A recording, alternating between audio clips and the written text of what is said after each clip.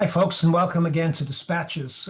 This is just a brief weekly reflection on what's been happening, certainly in my life, just in this past week. And this has been quite a week. Here in the Pacific Northwest, we had this massive heat wave, which in Vancouver, where I live, resulted in the death of, I think, almost 700 people. And out beyond that, the heat, as it spread, huge temperatures. One of our small towns of Lytton simply went up in flames and practically disappeared. And now there are 100 plus more wildfires across the province.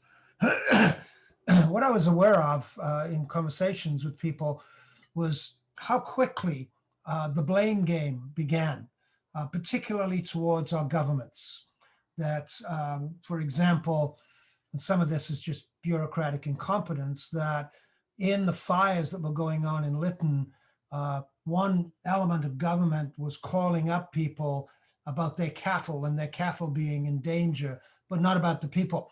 Another element of government was catching up on that. Or the critique of both federal and local government, provincial governments, that they'd received reports numbers of years ago about the possibility of these critical incidents, but had not responded to them.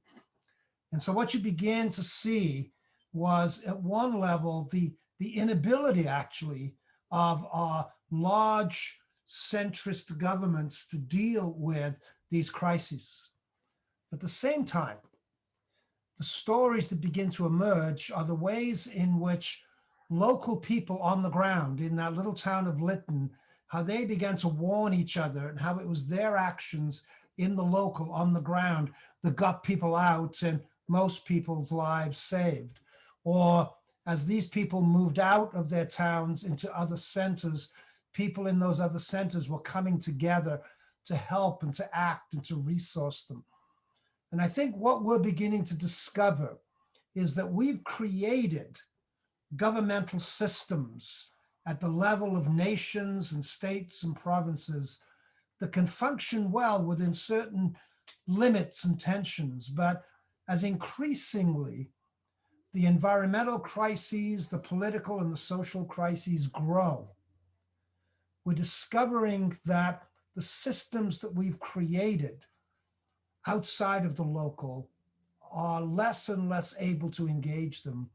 And more we're discovering how it's in the local, among the ordinary, on the ground, that the actions, the imagination, and the answers are going to emerge.